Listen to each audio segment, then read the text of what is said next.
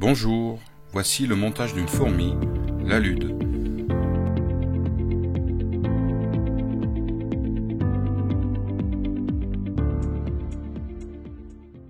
Alors on va monter cette mouche sur un hameçon Daichi 1180 numéro 16.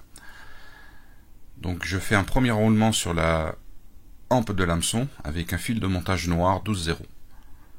Donc je vais jusqu'à la courbure, même si je peux descendre un tout petit peu. Donc je coupe l'excédent de fil. Voilà, et là je vais descendre un peu sur la courbure, légèrement.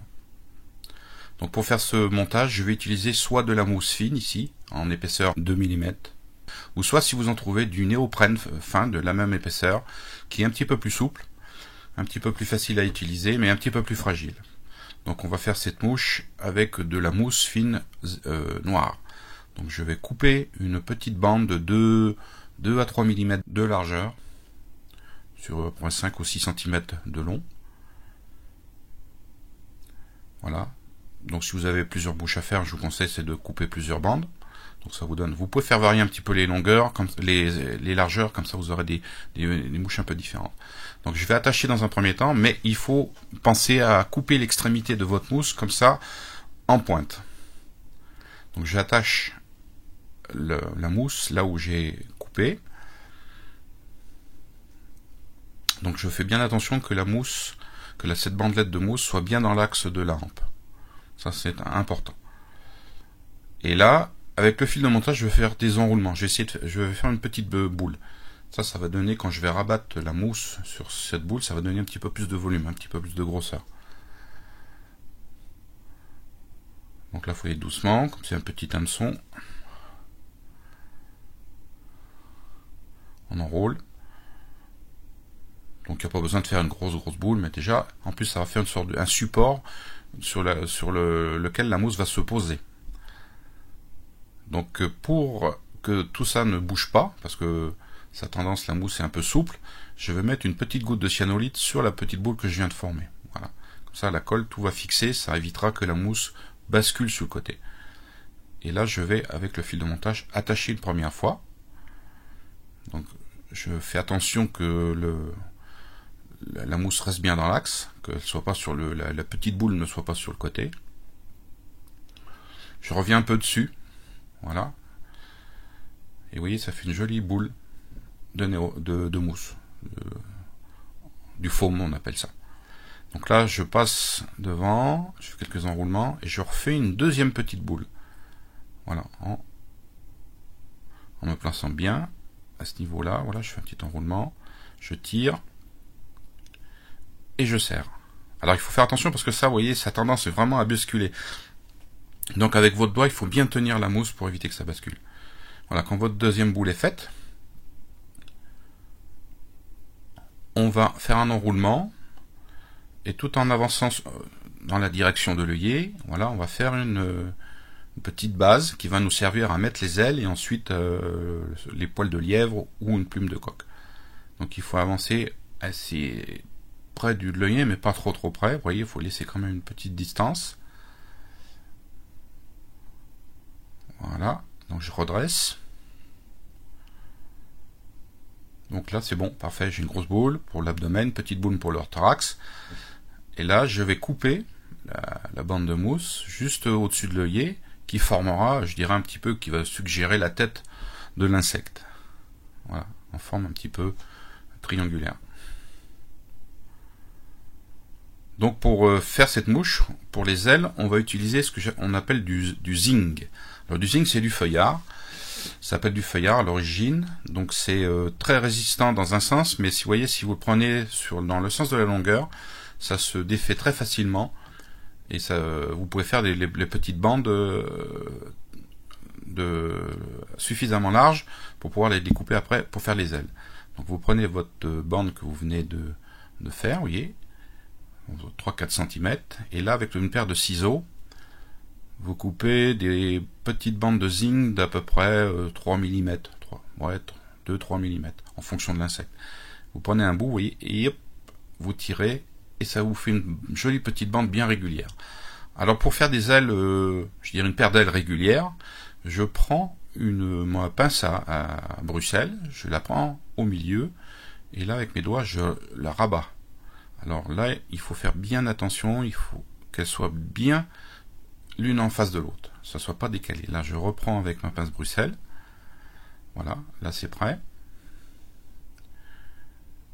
et je vais changer de main, c'est-à-dire avec ma main gauche je vais prendre la pince Bruxelles, tenir le zing avec une bonne paire de ciseaux. Alors là je recommande, faut que votre paire de ciseaux soit vraiment excellente, parce que ce zing est pas facile à couper.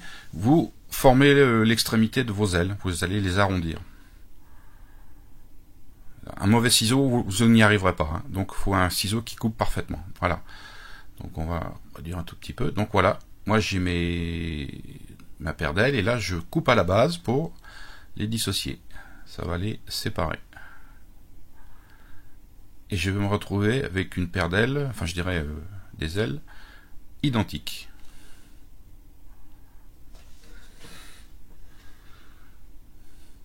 Prêtes à l'emploi. Elles ont toutes deux la même forme, la même largeur. Donc je vais prendre la première, je vais la positionner au-dessus, et avec le fil de montage, il faut faire un petit tour assez lâche, hein. Vous voyez, il faut faire voilà, comme ça, et là, hop, faut que ça enroule le zing autour de la hampe. Faut éviter de faire des plis. C'est pas facile, mais avec un petit peu d'entraînement, on y arrive. Donc là, voici ma première aile de posée, et je vais placer la deuxième. Alors les ailes de fourmi volante, généralement si vous regardez une fourmi volante, les ailes sont vraiment à plat, hein. C'est pas comme un sedge, essayez de les mettre le plus à plat possible. C'est pas toujours évident. Donc là je viens de mettre ma deuxième, apparemment la longueur c'est bon. Donc si sont bien ajustés, vous fixez avec le fil de montage. Alors toujours là vous allez couper l'excédent des ailes. Je répète, hein, très bonne paire de ciseaux vraiment bien affûtée qui coupe bien. Et là, une fois que vous avez réduit un peu ce qui dépassait, avec le fil de montage, vous tassez et vous masquez. Et là, il vous reste juste la base pour vous allez mettre votre collerette. Alors la collerette, on va la faire pour cette mouche en poil de masque de lièvre.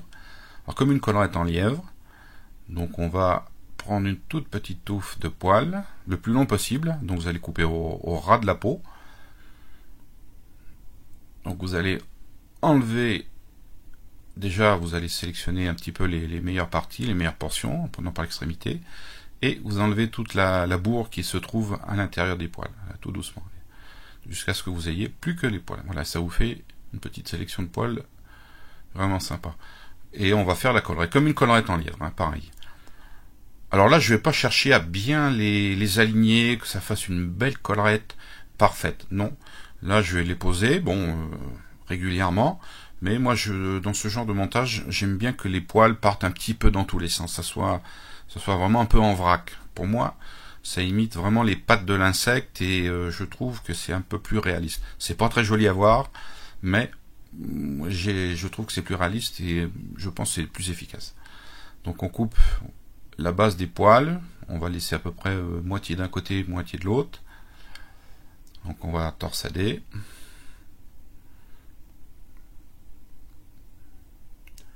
Et on va enrouler. Là vous le tirez quand même vers l'arrière, quand même pour qu'il soit pas trop mélangé. Mais là, oui, c'est un petit peu comme une collerette, mais je cherche pas que ça soit parfait.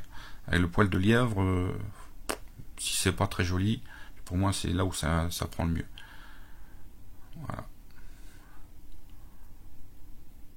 Donc on va couper le dubbing loop, voilà où il y avait les poils, et on va terminer notre mouche en faisant la tête, le nœud final. Alors c'est entre l'œillet et la petite morceau de mousse qui sert à imiter la tête. Alors là c'est pas facile. Bon, moi avec ma pince, il n'y a aucun problème, ça passe très bien. J'en fais 2 ou 3. Voilà, il faut bien dégager l'œillet, sinon vous ne pourrez pas passer votre fil de pêche. Et vous coupez. Voilà, vous enlevez les quelques poils qui vous sont peut-être un petit peu trop longs, vous ajustez. Parfait.